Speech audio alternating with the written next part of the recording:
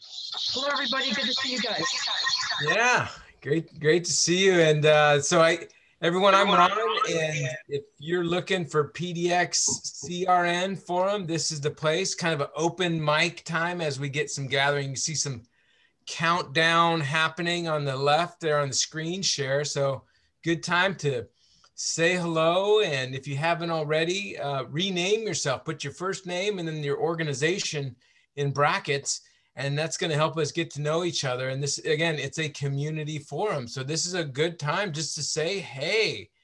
So who do we got?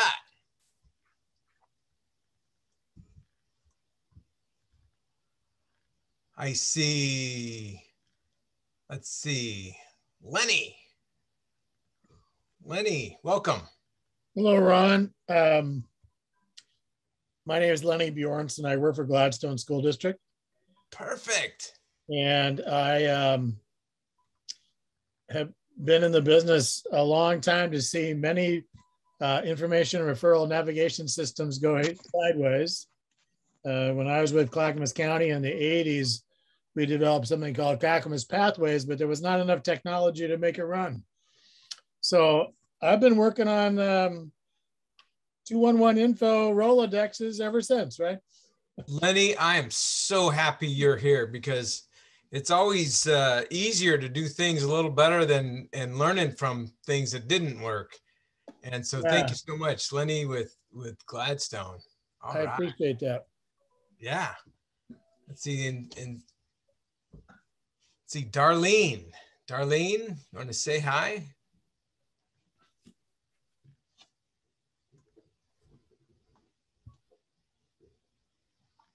Maybe Cynthia.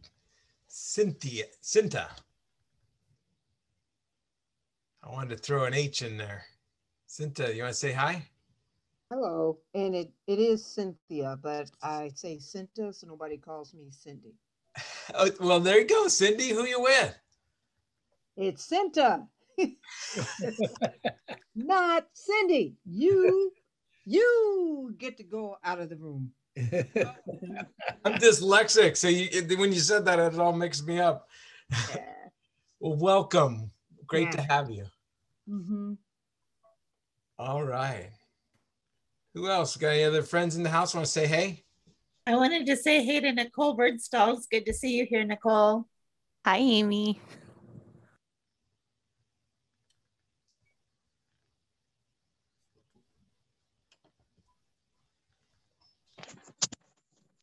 How about Tiffany? Hi, I'm here. Who you with, Tiffany? Oh, I'm with the Central Eastside Industrial Council's Safety for All team. So I'm a care coordinator that serves the Central Eastside of Portland. That is wonderful. Thank you so much for joining us. Thank you. We need all the great people, parts of the community here. Well, I'm really hey, is that the CCO?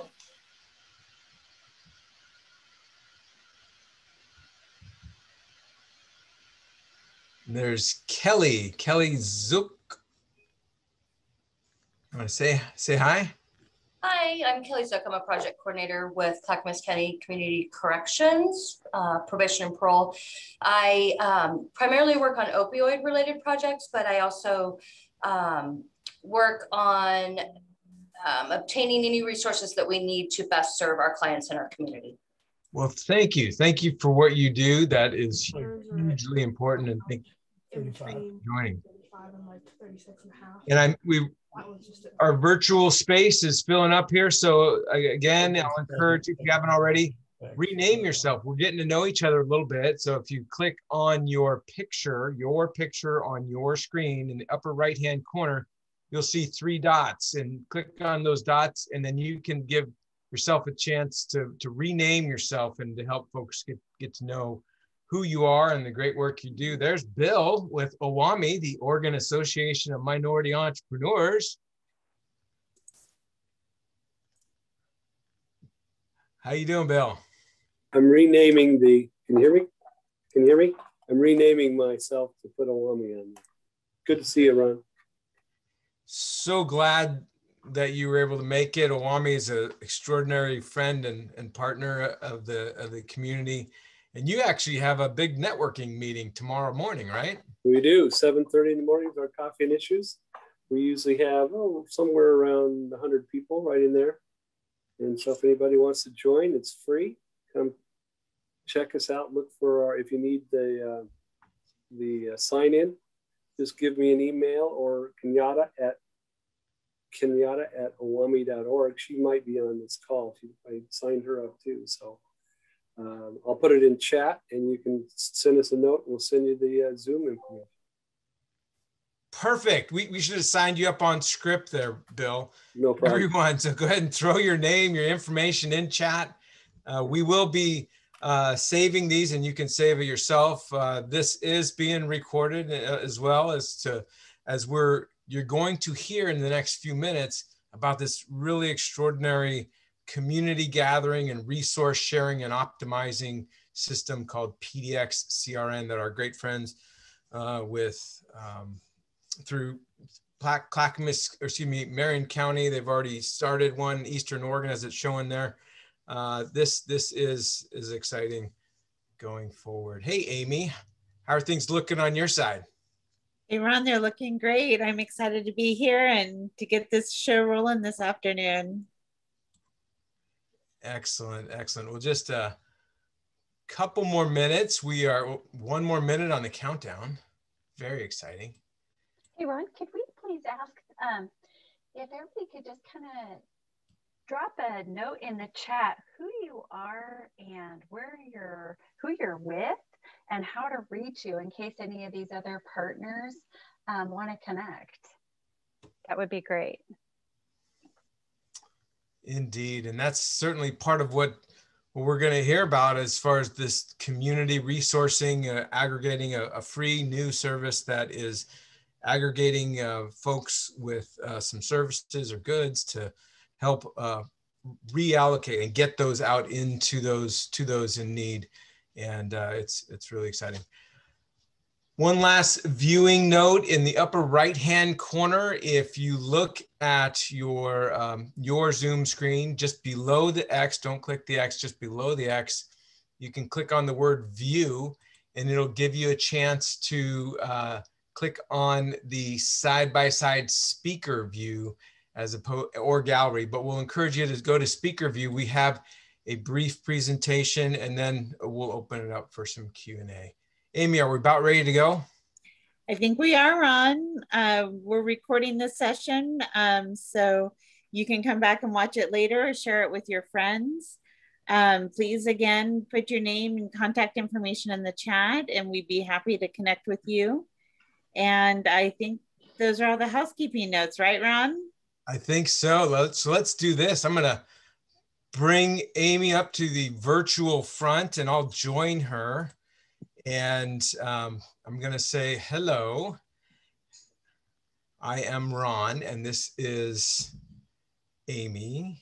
Hi, everyone. I'm Amy Church. I'm the statewide volunteer program manager for ODHS, and I'm at the Oregon Department of Human Services, and I'm excited to be here and share the Community Resource Network with you all today.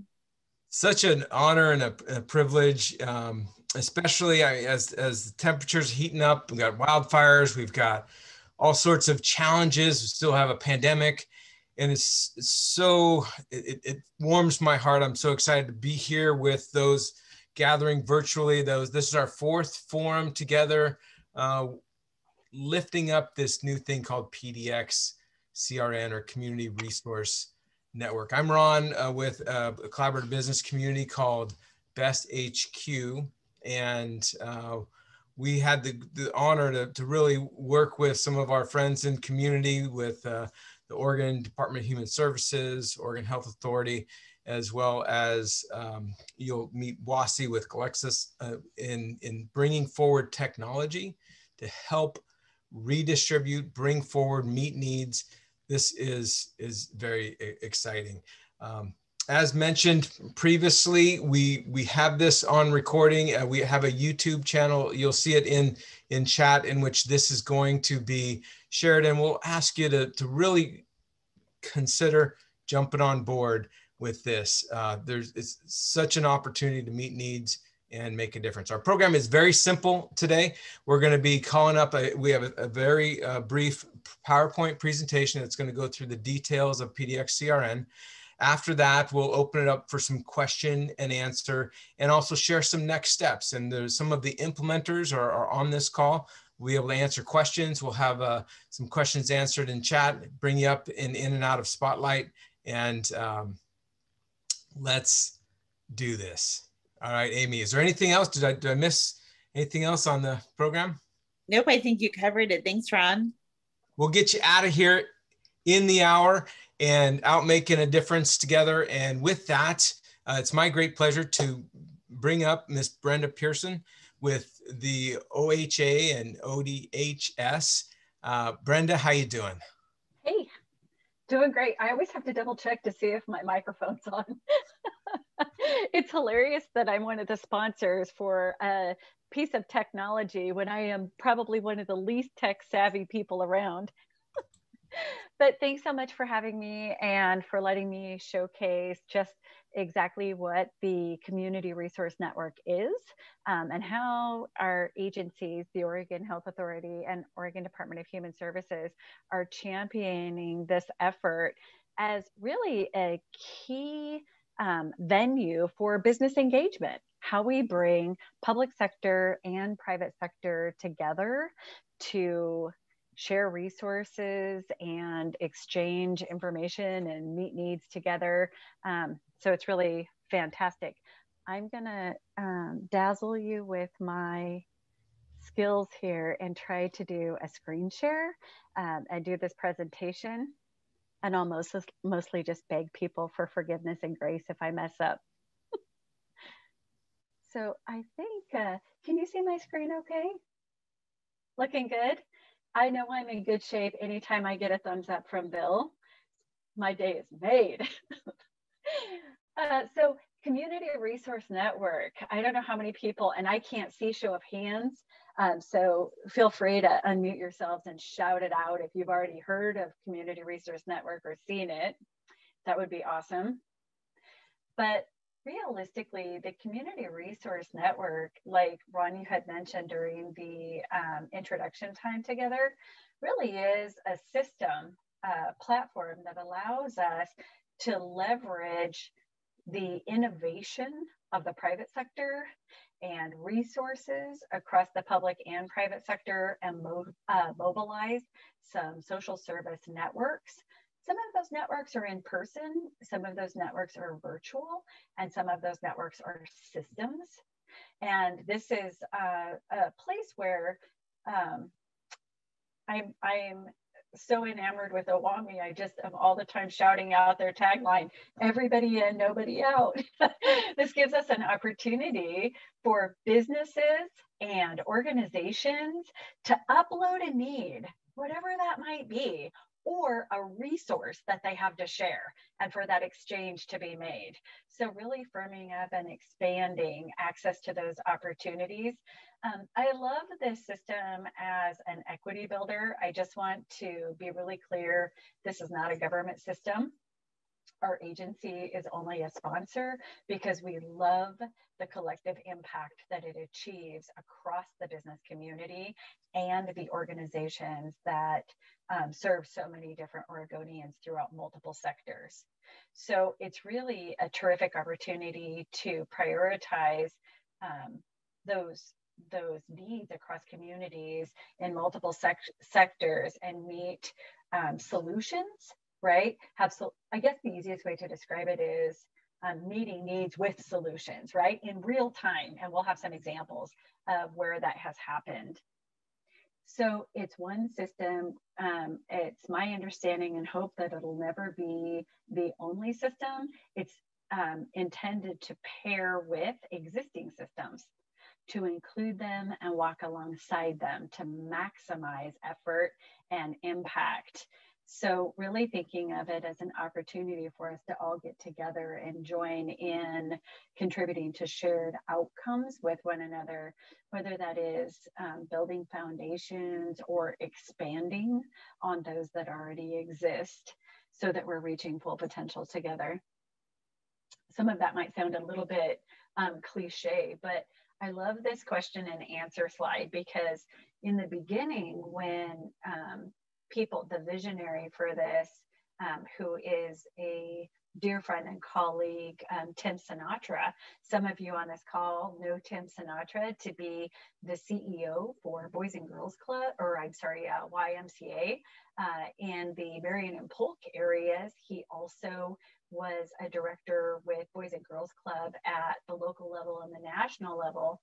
And some years ago, Tim, who often does this presentation, had this experience in the communities where he was, at various tables where people would say, I put a referral in and I'm still waiting for a solution.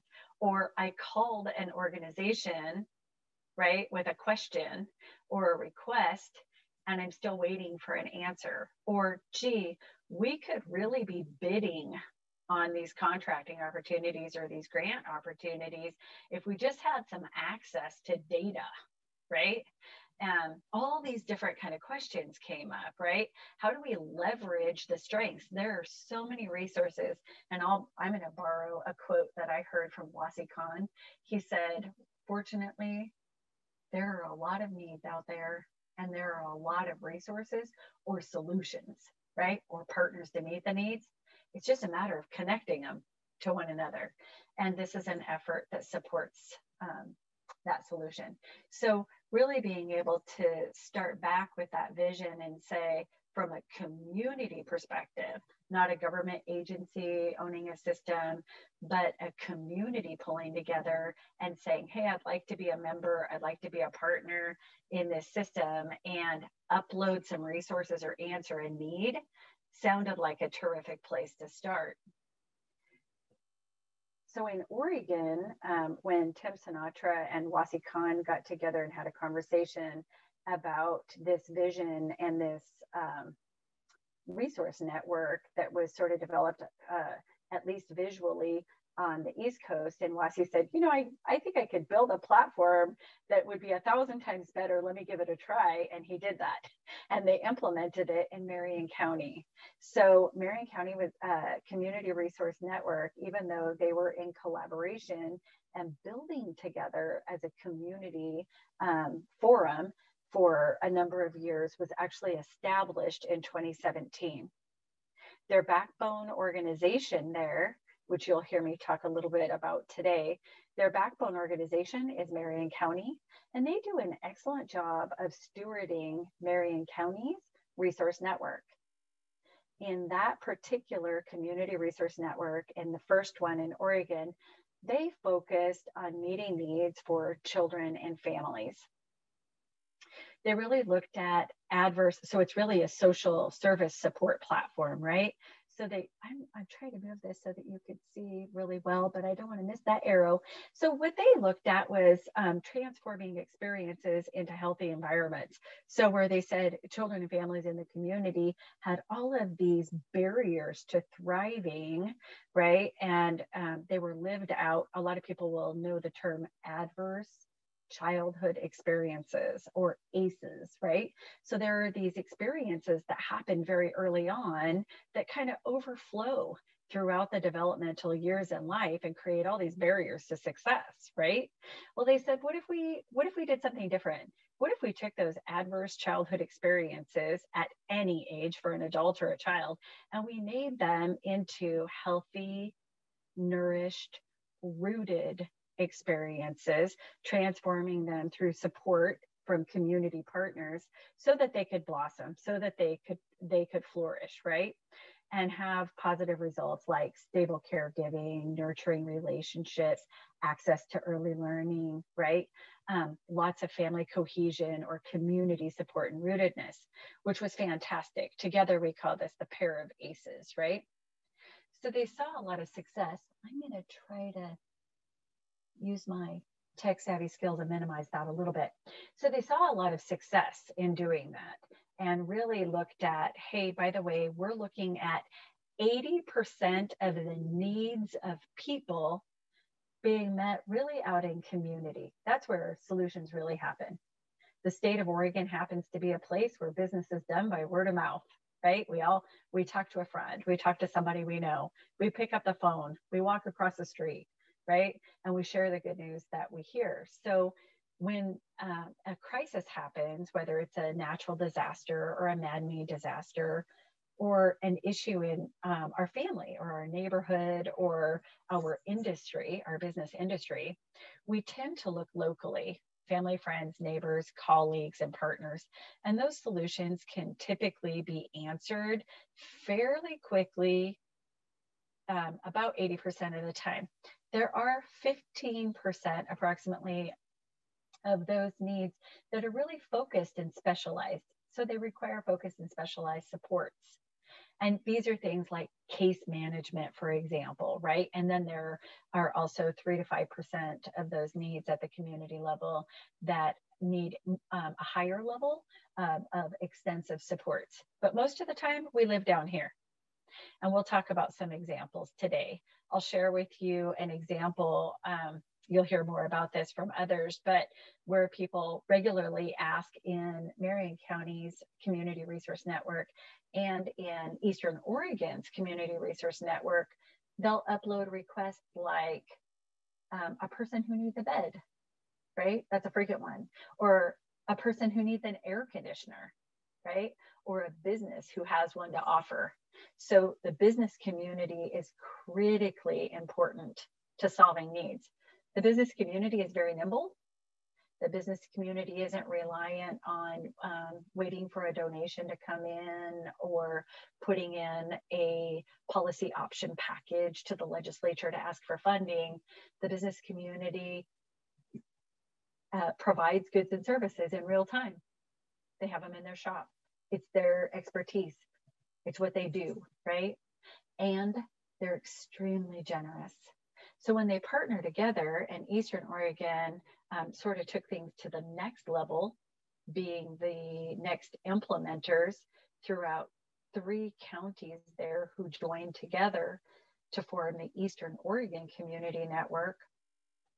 They also pulled together, and a backbone organization stepped up to the plate and said, which was Building Healthy Families, stepped up to the plate and said, hey, you know what? We're already a connector in our community out here, and we're also close-knit, and things have a word of mouth in our community.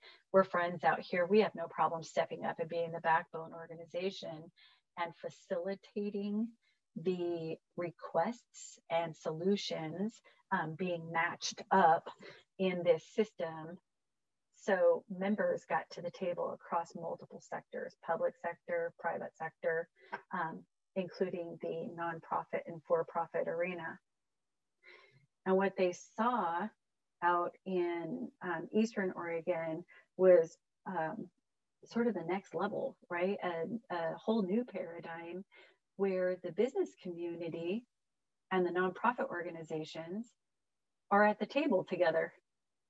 And they're partnering on this network, being able to answer needs. So if you could imagine one need being uploaded, so we'll use the example of a landlord being a member of the system and uploading the need for an air conditioning unit for an elderly tenant.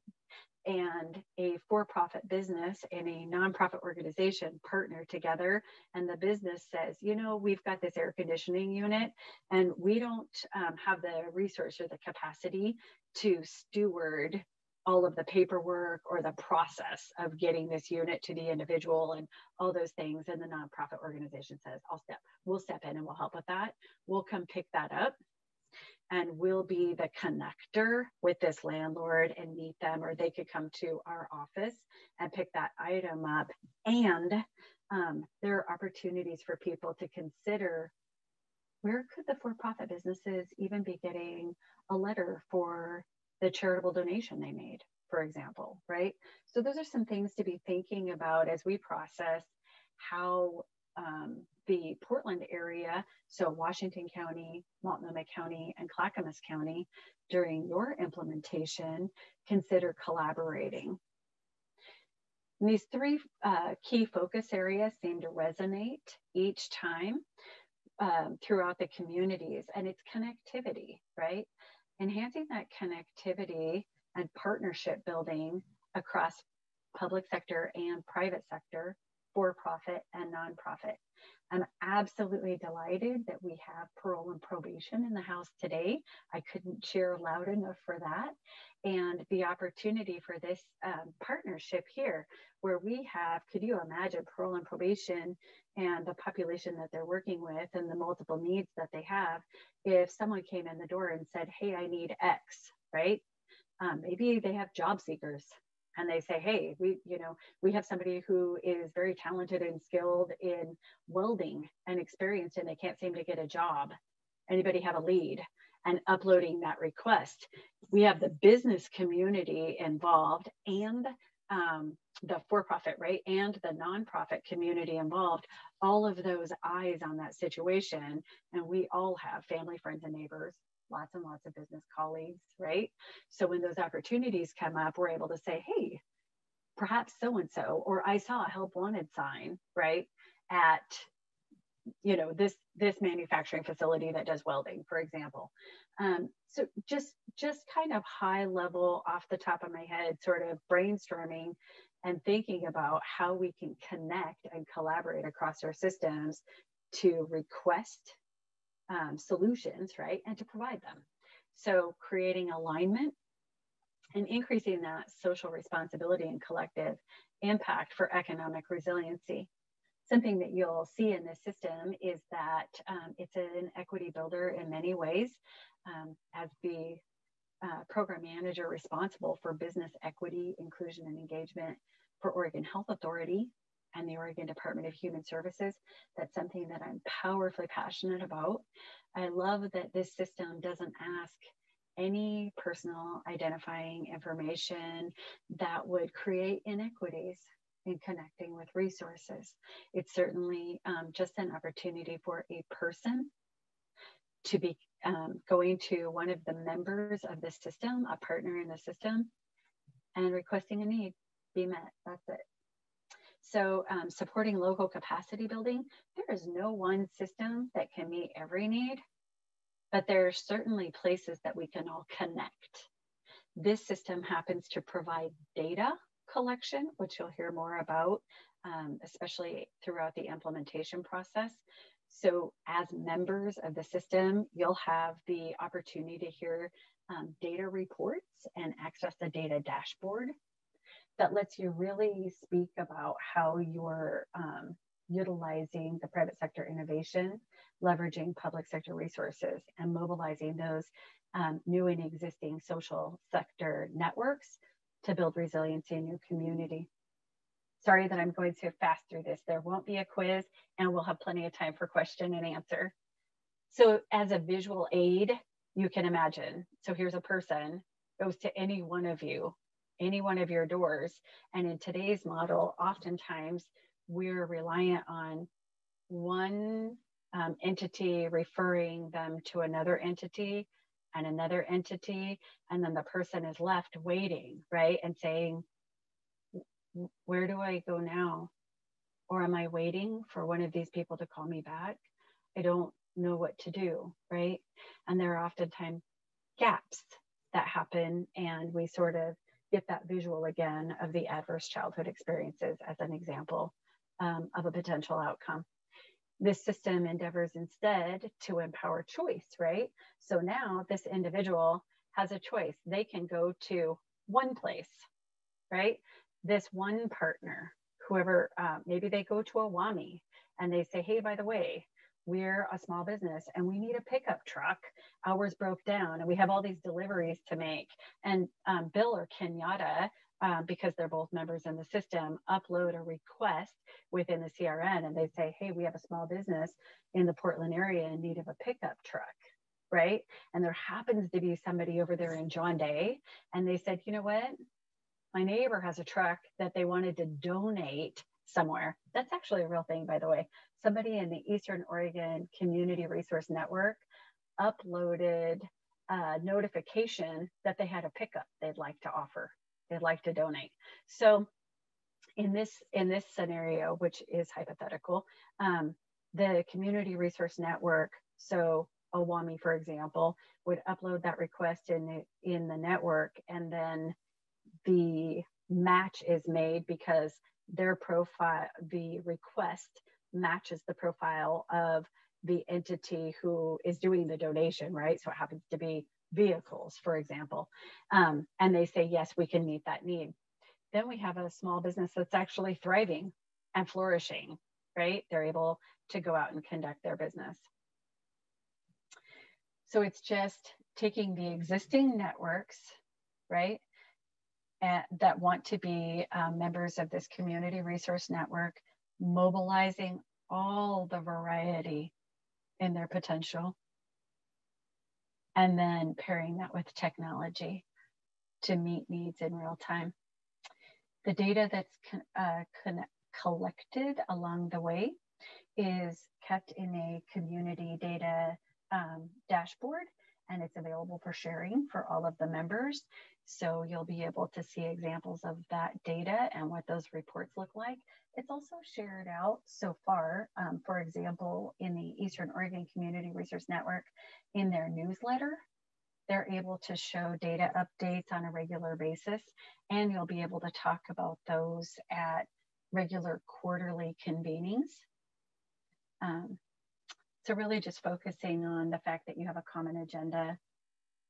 Sometimes there are some shared metrics or measures that you can consider exploring together. There are mutually reinforceable activities, so you're coordinating across systems and sectors, and continuous communication. I don't know about everybody else, but there's so much information and so many people to connect with that continuous communication is certainly appealing to me. But the support of a backbone organization will be critical to the success of your implementation of this platform for the Portland area. We'll talk about that more in the next steps, but I just wanted to do a quick high level overview of what it looks like. So a steering committee is formed, right? And then they select a backbone organization, kind of skipping ahead to this slide, right? But once your system is implemented and stewarded by your backbone organization, they will work with folks to implement their memberships. So we'll have a growing platform. There will be more and more business partners who are interested in the system and becoming a member in the system. So they'll steward that, data sharing and information sharing. And then also looking at what are the focus areas across your community? What are those needs? What is currently being addressed? So I think it's a very nice collective impact tool just in general for the public and private sector. So as we start diving into what the benefits are for your community, and James Autry will be facilitating some question and answer with you, I want to encourage people to be thinking about some of the benefits that you could see being connected across multiple industries and sectors, in hearing needs, offering solutions, even providing updates or announcements. Maybe it's even events coming up, an annual conference that businesses may want to be aware of, for example, a quick place to move that information out. So your next steps really beyond this forum are around establishing a steering committee. After the forum today, you'll have an opportunity, or during the forum today, you'll have an opportunity even to fill out an interest form that is available on the PDX-CRN website. And you'll be able to indicate whether you want more information about the Community Resource Network, about the platform itself, or if you're interested in being a steering committee member, and then really reviewing what is the level of interest, and are there entities that are interested in stewarding the platform as the backbone organization.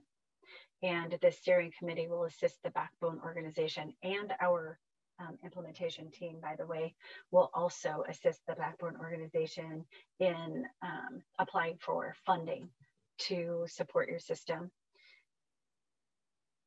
So really quick, I just wanted to say thank you so much. I know that's a lot of information in a short amount of time, but I'm going to do a stop screen share and come back with all of you really quick. And sorry that I went a little bit long there. It's just so much information. But I wanted to know, James, were there questions in the chat along the way?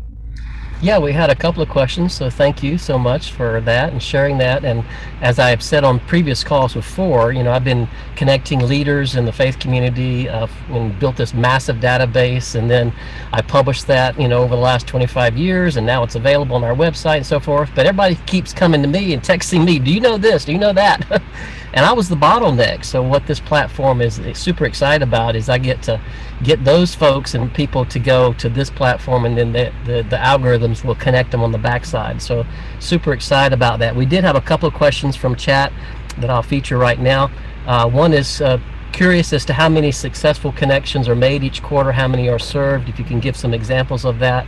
And then one of the questions from previously is how does this compare to what's out there already, like 211, Unite Us, Connect Oregon?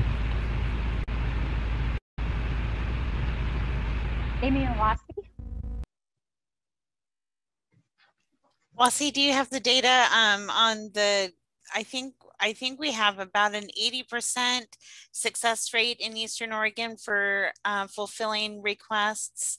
And in Marion County, we have about 200 requests come through a year.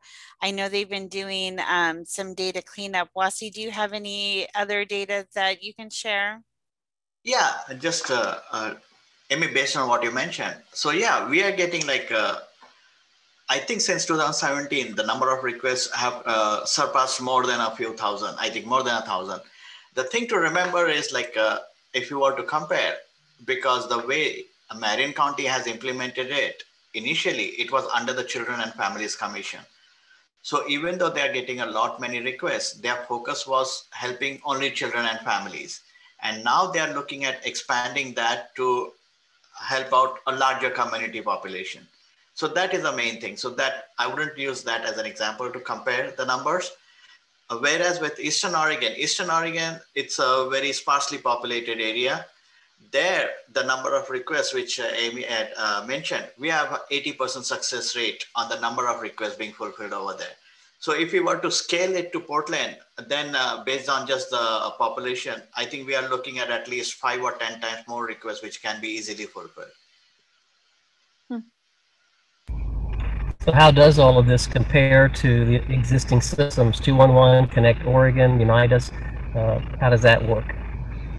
So the Community Resource Network is really a supplement to those networks. It's not to replace any of those networks. 211 is a great referral resource. They have a lot of resources available. If you go to their website, you call them up, you text them. They've got lots of entry points for getting information.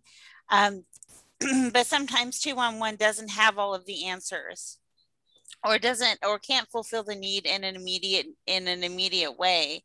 And so that's where the Community Resource Network comes in, and it's able to respond in real time to real needs for real people. Yeah, something that I think is a differentiator is it's not a referral system. Right. Yeah, and then the best thing is like if you compare it to 211, if I were to reach out, I'll get a list of organization or individuals, and I'll have to call one after the other.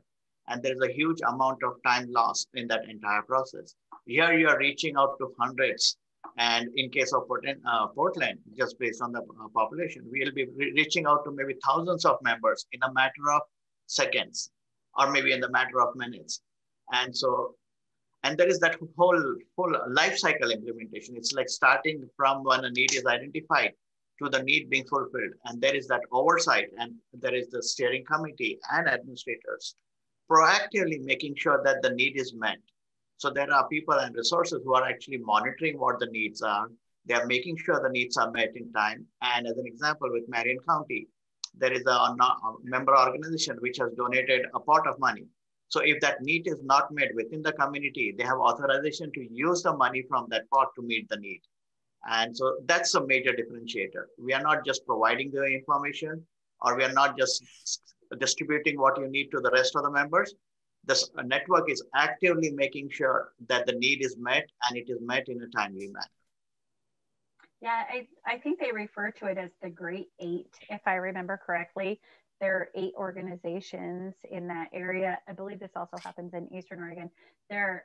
Or is it just Marion, Amy? No, it's that was what happened in Charlottesville. We don't have a Great Eight in Marion. Darn. Yeah, but here we have we have some member organizations who have donated the money to use that in case nobody within the network is able to meet that need. And Eastern Oregon is doing the same thing. They are looking into coming up with a fund of like a pot of money which they can use. So James, did we answer the question for Peg? I believe so. There is a couple of other questions that have popped up here. One particular person, works in a particular area as a school counselor and a Head Start advocate, family advocate. How would they use CRN? Can I take that one super quick, Amy? Absolutely. Unless you have a, so I could tell you, it's very interesting. I'm going to give you an example right now. There was a young single parent who was in need of some funding.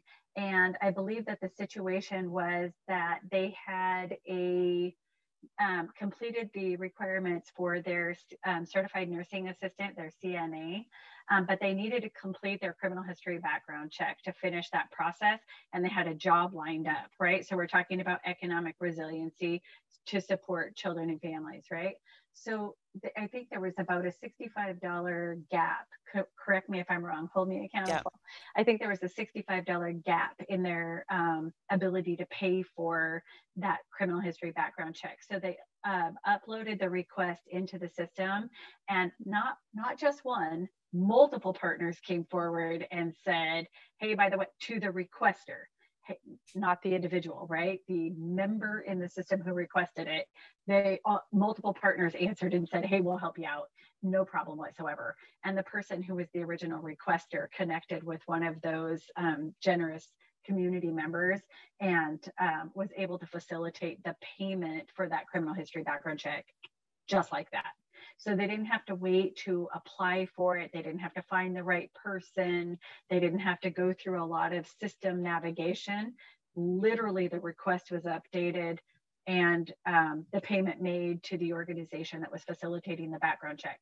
So that facilitated the opportunity for that parent to be gainfully employed. And that's one of many, many. I saw one the other day in Eastern Oregon for art supplies. There was a need for art supplies, and a provider stepped up and said, hey, by the way, we can answer that. So again, it's any need. It's genuinely everybody in, nobody out. Were there other questions, James? Yeah, we do have another one here. I'm a small business owner, contractor. I have an air compressor that goes out on a project. How could PDX-CRN really make a connection for me to get a new compressor to help finish this project tomorrow? Well, I can tell you, this is my favorite, is small businesses. I love the business community so much. So something I really appreciate about the system, and that I'm grateful that people are adding the for-profit business community to the table, because when we have the business partners at the table, can you imagine if you have a rental company or a business that happens to have a compressor in the shop that can help you out? Right there, the need is up, and you say, hey, by the way, I have this need, and here's my time frame that I have to work within, and we've got to get this air compressor. The more partners we have at the table, the more opportunities we have for a solution, and the faster that solution is expedited. So we can't encourage people enough to share the word and bring your partners. Yeah, last October we worked with 2 food banks here in Northeast Portland at Crossroads Church, as well as C3 Church on Columbia Boulevard, and And we got 6,000 food kits delivered by Cisco that needed to get out because they had cream and cheese and eggs and stuff like that. And we were just scrambling like crazy, calling everybody, do you need stuff? You need stuff like that. And if I could just put a simple request in this system, said, hey, we've got extra food kits, all the members in the organization were saying, hey, we receive food, or we do this, we do that. Their profile was filled out. Then the system would automatically pop up, boom, boom, boom, boom, boom. Here's all the people that need food, and they could know to come and get it. It's like, wow, that would have saved tons of times of calls and engagement to be able to facilitate a real simple request like that. So I'm super excited about this. Let's do it and talk about. Just my question is, what's the difference between a member and an organization? What does that look like? I'm sorry, can you repeat the question, James? Yeah, what's the difference between a member and an organization on the PowerPoint slides? Oh, so you would have most members are part of an organization. And so you would have your organization register on the network. So maybe you belong to the YMCA, and then you have all of the directors or all of the employees that work with your community that work for the YMCA would then join the network as well. And so we have, so each organization has multiple members that are part of the network. And it's a very simple, from what I understand, process just to simply put in a simple profile, ask simple questions, and boom, you're in, and you can put requests in. And again, like you said earlier, that's reviewed by somebody to make sure it's legit, and then it's released out to the network, and then the computer does the magic behind the scenes. Absolutely. That's one of the benefits of the network is it's really you have a custom profile. And so you choose what's important to you on your profile, and you only receive requests that match your profile. We also make sure that when we have the oversight, when a request is received, we make sure that none of the identifying information about the client is shared. It's being mindful of the person or the family who is in need. Exactly. Well, there are a couple of questions about the steering committee and what's the plan going forward, when can we turn all this on, and so forth. But before we get to that question, it says, if multiple providers respond to a request, does the requesting organization need to call in all of them to figure out who's best, and are there tools inside CRN to help navigate that? But like Wasi said before many times, is that the computer algorithms match all that to the best person, and they're notified with an email as to the fact that, hey, this is something that you said you could help with, can you do it? Yeah, so if multiple providers do respond to a request, the member who made the request would need to figure out which would be the best route. But having multiple resources to choose from is always better than having no resources to choose from. And one thing that the network does do is once let's say you receive a response to a request, you go in and close that request as soon as possible, and it sends a notification out to the members letting them know that that request has already been filled and they no longer need to work on it. That's awesome, in real time. Sweet. Good. Well, can we talk about what's next, the steering committee, and where we're headed? Yes, this is my favorite part, is the steering committee and getting that pulled together. So the steering committee will start meeting in mid to late August. We're asking folks who are interested in the steering committee. The steering committee will help establish the parameters for the terms of use for the network. We have some draft terms of use, but we want to make sure that it's mindful of the communities we're serving. There's some other organizational documents, and then also helping to choose the backbone organization. And that's really one of the key functions of the steering committee, is getting to be on that search committee and helping to find that perfect organization that's going to facilitate this the best. You can sign up. Ron just put the link for the Smartsheet link to sign up in the chat. So you can go to PDX-CRN.org and there's a link for an interest form, and go ahead and sign up there. Let us know if you're interested in serving on the steering committee or if you'd like more information, and we'll reach out to you. I see Peg asked if the steering committee will be Tri-County Metro Region. Yes, we will have representation from all 3 counties on the steering committee. All right, any last questions before we kind of pivot and say goodbye? I think we're good. All right, Brenda, Amy, take it away. Hey, I just wanted to say thank you so much. I'm monitoring, I was chatting, people were sending private messages and I was trying to answer all of that, but I just want to say thank you so much for being here. I know this is the beginning of the conversation and there's more to come, and Amy can talk about those steps, but it's very wonderful to see so many different people coming to these forums, being interested, and mostly being interested in partnering together to meet needs and solutions for businesses and individuals in our community. So thanks so much for what you do. Yeah, I got to say thank you so much, Brenda, Amy, Wasi. Your leadership here, really, it's been an honor to be part of this journey, and it feels like we're just scratching the surface in terms of the impact and engagement.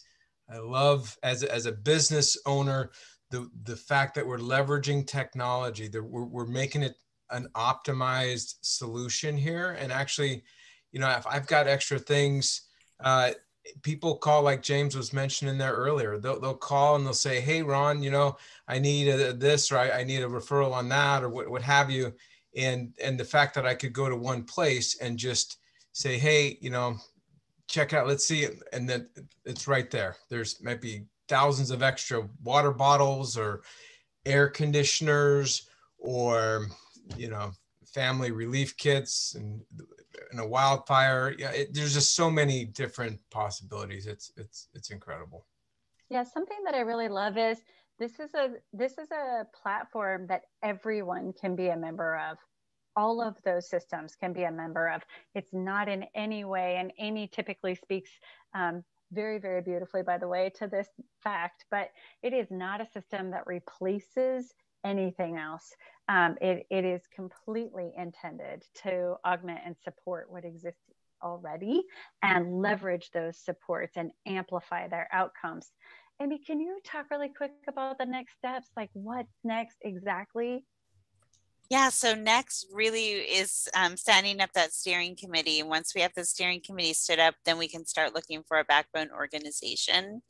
In Eastern Oregon, it happened very organically that one of the steering committee member organizations was interested in being the backbone organization. We actually have multiple organizations, but through a conversation and consensus building, we determined that Building Healthy Families was the best backbone organization.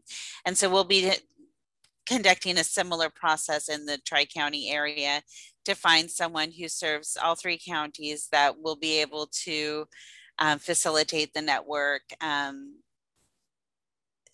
to fidelity. And I'll just share as we're collecting the data and aggregating and getting set for that next setup on the steering committee. We've already, I'm looking on the backside, we're seeing over 200 participants in these 4 forums. We're approaching 100 in terms of the organizations that are interested. We're going to aggregate those. We'll share those out, and there'll be a follow-up message to everyone registered here. If you put your name in the chat, the videos are being shared on YouTube. It's still not too late to tell other folks about PDX-CRN.org, and just come forward. This is a true community in movement.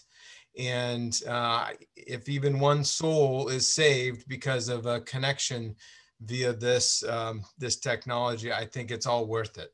But I know that thousands and thousands more have that opportunity of benefiting. So with that, I got to say thank you again, Brenda, Wasi, Amy, for charting, coming in from the south, right down in the Salem area, Marion County, and then your work out in Eastern Oregon, helping us up north here. allowing this technology to bring people together and make a difference.